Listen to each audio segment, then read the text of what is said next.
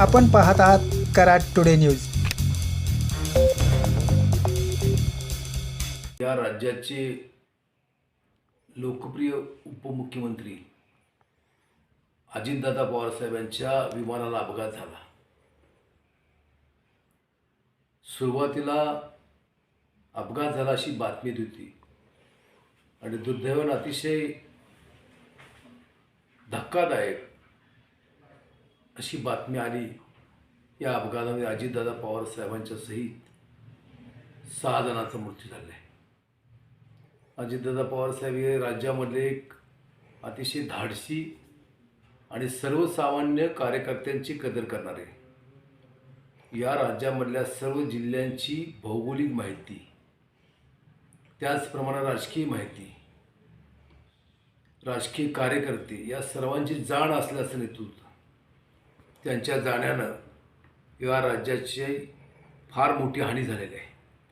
प्रशासनावर प्रचंड असा वचक, प्रशासनाचे बारकावे माहीत असलेले आणि अर्थखातं सांभाळत असताना या राज्याला आर्थिक शिस्त लागावी ही भावना ठेवणार असं नेतृत्व गेलं.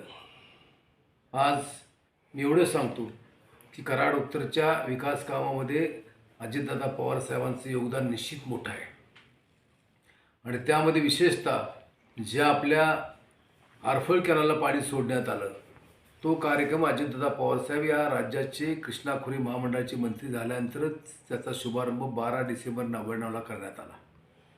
आणि त्याच वेळी आदरणीय पी डी पाटील साहेबांनी मागणी केली की आम्हाला या योजनेच्या पूर्व बाजूला 2 योजना असाव्यात आणि त्याच्यासाठी धनगरवाडी हनुमगरवाडी योजना, या योजनेचं एकंदर सर्वेक्षण करायचं, त्याला प्रशासकीय मान्यता द्यायचं, त्याचं प्रत्यक्ष काम करायचं, वेळोवेळी आर्थिक तरतूद करण्याची भूमिका ही अजितदादा पवार साहेबांची होती.